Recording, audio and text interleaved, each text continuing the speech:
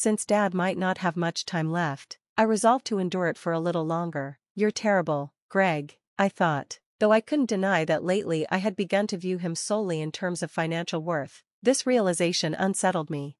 I happened to overhear a discomforting conversation between my brother and his wife. My father, who must have overheard it too, looked sadder than ever. Seeing his expression caused me unbearable pain. Standing beside him, I couldn't remain silent. I reached for the doorknob to intervene, but Dad gently grabbed my hand and shook his head. "Don't worry," he said quietly, "there's just one thing I need help with." His words hinted at an unexpected measure he was considering against my brother and his wife, but he left it at that. "My name is Susan Owen. I am 58 years old and work at a local osteopathic clinic, handling reception and miscellaneous duties. I am the same age as my husband, Robert. Together, we have a 28-year-old daughter. We married at 25, and after years of struggling with infertility, our daughter was born when I was 30. She recently married and moved out, leaving our house a little quieter. Though I sometimes feel lonely, I am genuinely happy for her new chapter in life.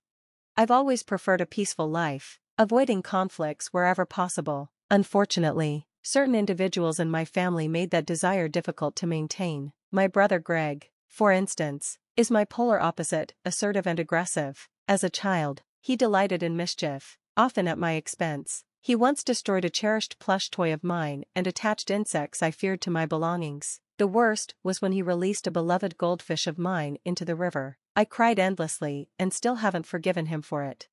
When Greg moved out as an adult, our interactions decreased significantly, a development I welcomed. Internally, I hoped to keep my contact with him to a minimum.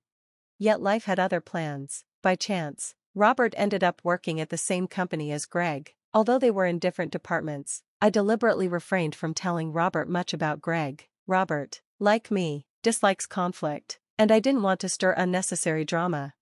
Robert's gentle nature had always been a source of comfort, even back in college when we first began dating. We had considered marriage from the start and quickly gained approval from both families. Around the time Robert's career stabilized after a significant promotion, Greg brought home a woman he intended to marry, Kate. Kate's arrival marked the beginning of new tensions in my life. One evening, while Robert and I were relaxing on the couch, the doorbell rang. "I'm back, and I brought her with me," Greg called out as he entered. That was my first encounter with Kate. She was Greg's former classmate, 2 years older than me, with light brown hair and bold makeup that made her appear restless. Although appearances can be deceiving, I immediately sensed that her worldview clashed with mine. "Nice to meet you. I'm Greg's sister, Susan. I hope we'll get along," I said politely. Kate, however, looked me up and down coldly before replying. "Oh, you're Susan. Well, it's troublesome that we're getting married at the same time, but I guess it can't be helped. Looking forward to it." Her words were curt and dismissive, leaving me slightly irritated. Robert and I had been planning our marriage for years, with the approval of our parents, so her attitude felt unwarranted. Still, I chose to remain calm. It was our first meeting, after all. "That's right, Kate," I replied, forcing a smile. "I'd be happy if we can all get along peacefully." My father, ever the peacemaker, chimed in with his usual warmth. As a well-respected pediatrician in the community, his kind nature was widely admired. He had always inspired me to strive for stability and harmony in my own life. But that desire for peace was increasingly challenged by Greg and Kate. The turning point came after Robert's promotion. Despite being older and having more tenure, Greg wasn't promoted, while Robert's exceptional work ethic and success with a major project earned him a well-deserved advancement.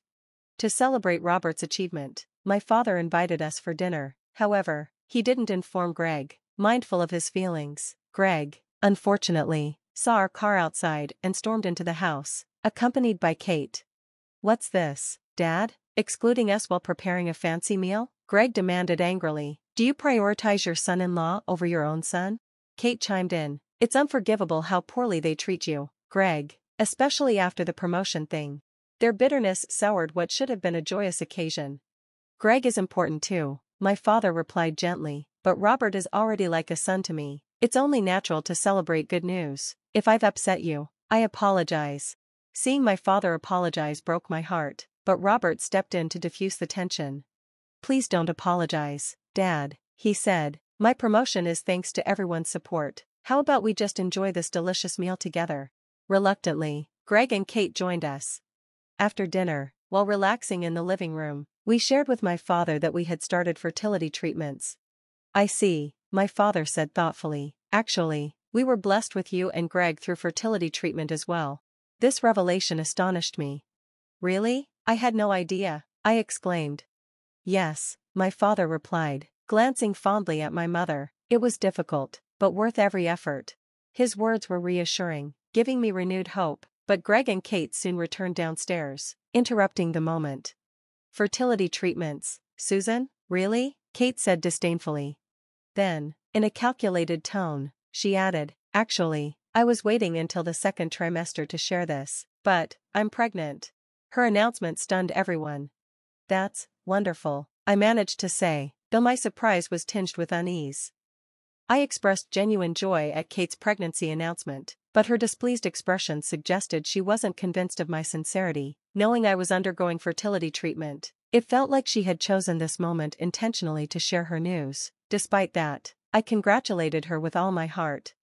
Later, Greg and Kate welcomed a daughter, and Robert and I continued our fertility treatments. After 3 long years, we finally had a child of our own, a daughter, born through what was to be our final in vitro fertilization attempt. It was a miracle that came just as we had decided to resign ourselves to a life without children. During the treatments, Robert suggested I leave my job. Concerned about the physical and emotional strain of commuting, I became a full-time homemaker, which also allowed me to avoid Kate's sharp remarks and minimize contact with her. However, with the birth of our daughter, my feelings softened, and I began visiting my parents' home more frequently. The first time Kate met our daughter, her comment was as thoughtless as ever. Your child has such small eyes, so pitiful, but I suppose it runs in the family, doesn't it? Her words were cutting, and I felt a familiar wave of frustration. Once again, I wished to sever all ties with her. Kate had a knack for making herself seem superior while belittling others. Don't let it bother you, my mother said soothingly afterward. Her consoling words helped me maintain my composure. Another time, during a visit to my parents, Kate said, Mother, can I take this bag of rice home? Before my mother could respond, Kate added, Don't be stingy, we're out of rice at home, and whisked the bag away with a laugh. My mother later confided in me that Kate often visited unannounced, taking groceries and other necessities without permission. Amid these petty troubles, I received shocking news from my mother. My father had collapsed. Although he was still an active doctor, age had started to catch up with him. Concerned, I rushed to the hospital to check on him. To my relief, when I arrived, he seemed as energetic as ever. How can he look this well and still be hospitalized? I wondered aloud. But before I could relax, my mother took me aside and revealed the truth. Susan, your father has cancer. What, cancer? He just came in, how can you know already? We've been hiding it for a while, he's known for months. I was speechless. Turning to my father, I asked, Dad, did you know? Yes, he admitted, but by the time I realized, it was too late. I likely have about 3 months left. Normally optimistic, my father seemed unusually somber that day. Dad, why didn't you tell us sooner? I asked, tears streaming down my face. I wanted to minimize the time you'd have to feel sad. I'm sorry, he said, regret evident in his voice. He then made a heartfelt request. I'd like to spend my final days at home. It might be a bother, but is that okay? Of course, Dad, I'll talk to Robert, and we'll make it work. From then on, I spent most of my time at my parents' house. My daughter, who lived 2 hours away by train, visited often to see her grandfather, which delighted him. Robert, despite his busy schedule, provided unwavering support, helping with errands and spending time with my father. When I informed Greg and Kate about the situation, they suddenly stopped visiting altogether. However, a few days later, my father invited both families to his house. There's something about the inheritance I need to discuss, he said. Greg and Kate's eyes lit up. My assets amount to about $5 million, my father revealed.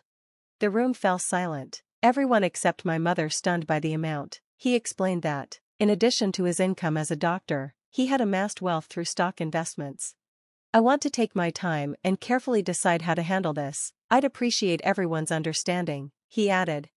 Greg, who had shown little interest in our father's health until now, quickly responded, Of course, Dad. I could barely contain my anger, but I stayed silent.